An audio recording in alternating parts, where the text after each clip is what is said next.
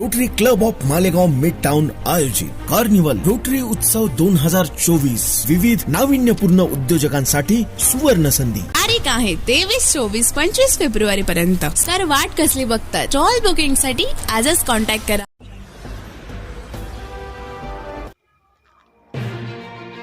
नाशिक शहराच्या सातपूर परिसरातील सातपूर कॉलनी इच्छापूर्ती साईनाथ मंदिर या ठिकाणी राहणारे रमेश नामदेव महाले घर नंबर 1681 यांच्या घरी बंद घराचा फायदा घेऊन रोख रक्कम व सोन्याच्या दागिन्यांची मोठी चोरी झाल्याचे पोलिसांनी दिलेल्या माहितीनुसार समोर आले आहे.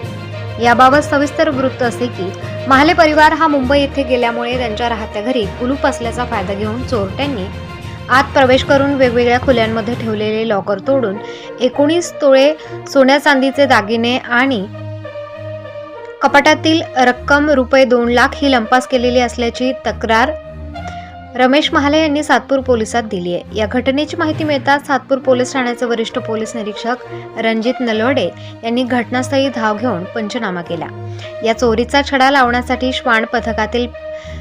श्वान पथकालाही पाचारण करण्यात आले. या चोरीची बातमी परिसरात पसरताच महाले कुटुंबियांच्या पाठीमागे उभे राहण्यासाठी परिसरातील नगरसेवक सलीम मामा शेख, नाना वाघ अशांनी घटनास्थळी जाऊन या चोरीचा तात्काळ पोलिसांनी छडा लावण्याचे सांगितले आहे. दरम्यान या चोरीच्या घटनेने सातपूर कॉलनी परिसरात एकच खळबळ उडाली. या चोरीच्या घटनेचा पुढील तपास सातपूर पोलीस करत आहेत. प्रबंधभूमी महाराष्ट्र न्यूजसाठी प्रकाश बागुल, सातपूर, नाशिक. भाऊ, काय नाव आहे तुमचं? काय सांगणार तुम्ही? काय प्रकार घडला नेमका? माझं नाव भूषण निकम. मी राहिला सातपूर कॉलनी साईबाबा मंदिर नीलधारा हाऊसिंग सोसायटी या ठिकाणी आहे.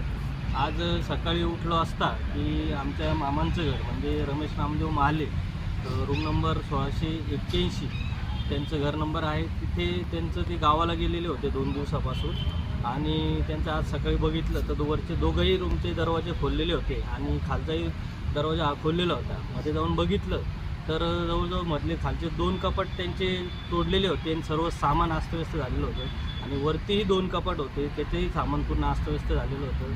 आणि मामांना विचारपूस केली असता तर त्यांचं जवळजवळ 18 ते 19 लाखाचं तोळ्याचं 18 ते 19 तोळ्याचं सोनं आणि जवळजवळ पावणे 2 लाखाच्या आसपास त्यांची कॅश होती त्या ठिकाणी.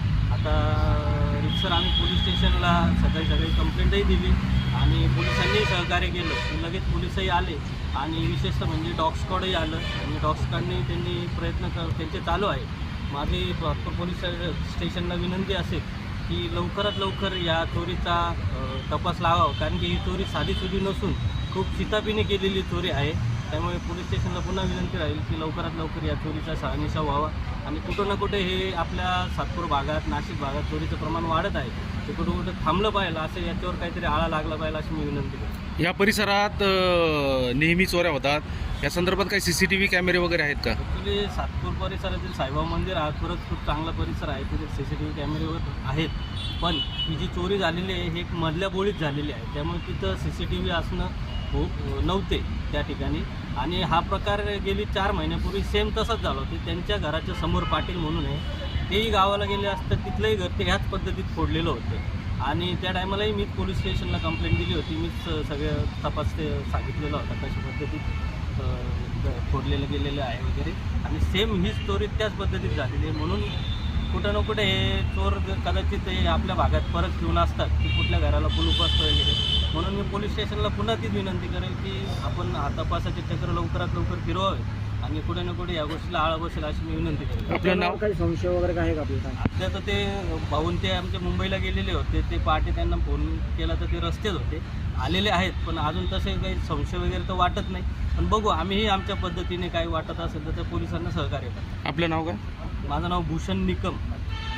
ताज्या व